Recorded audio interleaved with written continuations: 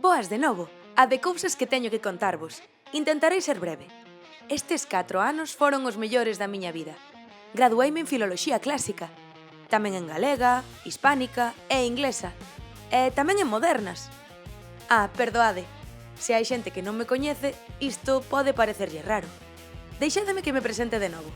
Eu son esta persoa, esta e esta, tamén esta e esta. Eu son todas as persoas que pasaron pola Facultade de Filoloxía da Universidade de Santiago de Compostela. Con tempos, experiencias e historias distintas, pero un mesmo sentir. Podedes chamarme Álex. Como vos contaba, gradueime e namorei desta facultade e da súa xente. Tiña claro que quería seguir avanzando nos meus estudos na Facultade de Filoloxía de Compostela, que xa era casa para min. E como 4 anos atrás, como aquela primeira vez que entrei por esas portas disposta a coñecer os graus que aquí se impartían, desta volta quería coñecer a xente detrás dos mestrados para seguir avanzando. E na biblioteca, por casualidade, atopei a Mario, o responsable dun dos 5 mestrados que oferta a facultade. Entre dicionarios, palabras e saber, ese era o sitio perfecto para falar sobre o mestrado europeo en lexicografía. Como podes ver, eu estaba precisamente vindo a buscar uns dicionarios para levar a clase e falarlles aos meus alumnos dos dicionarios da lingua inglesa. Este en concreto que temos aquí é precisamente unha das grandes aportacións á historia da lingua inglesa. Digamos que foi posiblemente un dos momentos máis importantes da historia da lingua inglesa, a publicación deste dicionario, o dicionario de Samuel Johnson. Desde a súa publicación, evidentemente, a lexicografía cambiou moitísimo e hoxe en día a xente interesada en elaborar dicionarios require unha formación e unha forma de traballar moi distinta, non? Si esta é a parte que che interesa, debes saber que aquí na Facultade de Filoloxía impartese un mestrado que existe desde o ano 2009, un mestrado especializado en lexicografía. Ten a particularidade que desde o ano 2016, de feito, é un Erasmus Mundus, é unha formación que se imparte coa colaboración de varias universidades europeas e de outros países de fora de Europa. É un mestrado de 2 anos que non solamente cubre todos os fundamentos teóricos e os principios pertinentes á elaboración de dicionarios, sino que tamén ofrece unha formación moi interesante das ferramentas máis recentes necesarias na confección deste tipo de ferramentas. A paixón coa que Mario falaba só me deu máis ganas de seguir coñecendo os distintos mestrados da facultade. Quedei con Celtia para coñecer o mestrado en estudos ingleses avanzados e as súas aplicacións. O mestrado ten fundamentalmente os nosos estudantes a posteriori cursan estudos de doutoramento e son profesores universitarios, tamén proporciona outro tipo de saídas. Varios dos nosos estudantes despois traballaron como no ámbito da mediación cultural, na xestión cultural tamén, no campo da traducción e tamén en editoriais. Entón, non é só o ámbito académico a única saída que ten o mestrado, senón que ten máis saídas profesionais, inda que é verdade que o grosso do noso alumnado enfócase máis a estudos de doutoramento e despois segue facendo unha tese e finalmente acaba no ámbito académico como docentes, non? E, de feito, é verdade que tamén moitos dos nosos estudantes acabaron sendo profesores en universidades españolas, non? E varios deles son hoxe en día profesores tamén na USC e noutras universidades, así que tamén é motivo de orgullo para o noso mestrado, non? Pois este sería o mestrado ideal para ti, eu creo. De feito, a USC, dentro do ámbito da lingüística e da literatura inglesas, está entre as 200 mellores universidades do mundo, ou seja, que é un mestrado que conta con especialistas de renome internacional e un cadro docente moi importante e con expertos de todas estas materias, non? Por certo, cando conversara con Elvira sobre o grau, xa estiveramos falando sobre o mestrado en estudos medievais europeos e as opcións que este ofrecía. Convídovos a ver o vídeo anterior se aínda non o fixestes, nada máis rematar este. Seguimos. Con Gabriela non fixeron falta presentacións. Xa fora profesora miña na carreira. Nos últimos días notárame diferente. con máis distraccións e moitas preguntas, e acertou. Falamos do mestrado, pero tamén de dúbidas, de procesos, dese momento extraño no que sabes que estás a piques de rematar algo sen saber ben que comezar E despois. entón o mestrado de Lingüística Aplicada ofrece unha especialización en cuestións de linguas e lingüística e ten unha orientación profesional en 3 eidos diferentes que poden ser do teu interese. Realmente é o único mestrado de lingüística que se ofrece no sistema universitario galego, é un mestrado interuniversitario. Polo tanto, temos os mellores especialistas das 3 universidades en lingüística e lingua, pero tamén temos informáticos polo tema da lingüística e as tecnoloxías, traballando neste mestrado. É un mestrado que leva 10 anos xa implantado.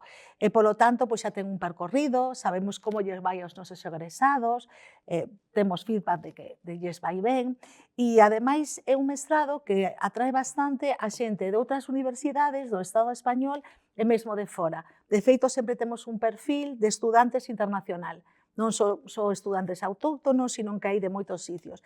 E eu penso que isto é unha riqueza, porque, é outro xeito de interactuar e ver, e ter compañeiros que veñen aquí a facer un mestrado, traen tamén os seus saberes e as súas traxectorias. Entón, hai 3 itinerarios.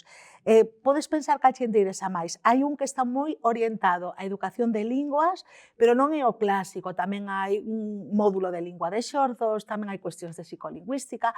Hai outro que está moi orientado ao que é a lingüística, a tecnoloxía, a lingüística computacional, e aí temos informáticos, además de lingüistas, e un tercer itinerario que é de investigación máis relacionada coa gramática, co léxico, co dicionario, pero tamén incorporando cousas de variación, de contacto de linguas. Neste mestrado as prácticas son obrigatorias. Hai 6 créditos de prácticas en moi diferentes sitios, dende centros de linguas ata empresas de lingüística computacional, institucións. Entón, eu penso que é unha opción que podes ter en conta este mestrado, que ademais de que podes perfeccionar, especializarte en lingüística, pode abrir diferentes futuros profesionais, perfis profesionais que poden ser do teu interese. Que pensas?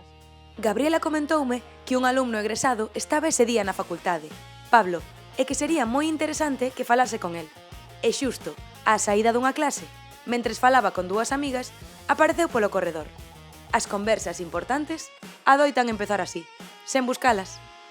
Ben, pois eu estudei aquí Filoloxía Hispánica e despois o mestrado de Lingüística. E foron uns anos moi bons, nos que eu medrei moito como persoa e a nivel académico, foi onde realmente eu me formei e aprendi moito de literatura, de lingua, sempre con un bo profesorado, con compañeiros e compañeiras que agora son amigas.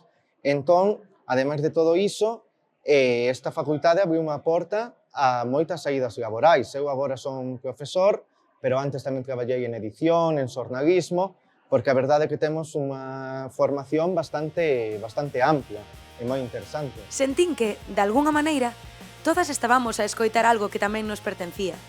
Seguín coñecendo os mestrados, desta vez falando con Marta. Trátase do máster en ensino de español como lingua estranxeira ou segunda lingua. É un máster que se imparte en modalidade virtual e que ademais tes a posibilidade de cursalo a tempo parcial. É un máster que está sesionado conxuntamente polas universidades de Santiago, Vigo e Coruña. Ten un perfil profesional, non é profesionalizante, pero sí que ten un perfil profesional, e a graduados nativos como a ti ou non nativos permitiralles adquirir unha formación sólida no ámbito do ensino de español como lingua estranxeira. E no caso de que teñas, que non o sei, xa experiencia nese ámbito, poderías ampliar e actualizar a túa formación.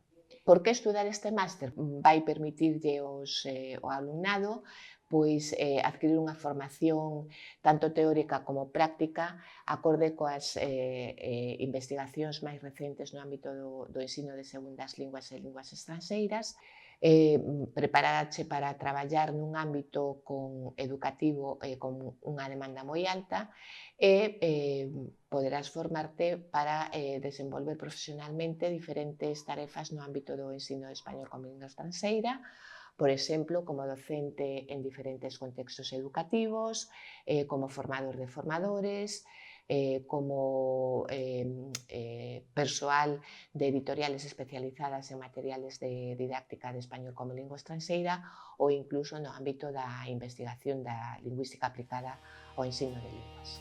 Con Marta falamos de linguas que viaxan, da posibilidade de manter o vínculo coa facultade dende outros lugares. O último mestrado que me faltaba por coñecer era de Estudos da Literatura e da Cultura, e xusto apareceu César. Tiñamos pendente falar da cuestión que me preguntaras do mestrado, entón explícoche un poquinho.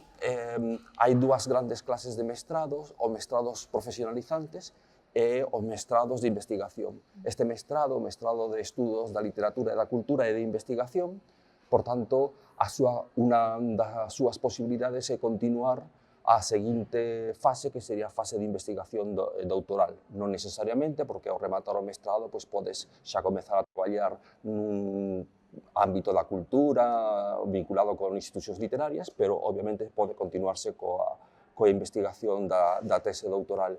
E penso que o grande trazo distintivo que ten este mestrado é o feito de que mestura linguas, literaturas e distintas culturas, é dicir, non é un mestrado especializado en un único ámbito cultural, onde tes unha perspectiva transnacional e moi ampla do que é o fenómeno literario e o fenómeno cultural.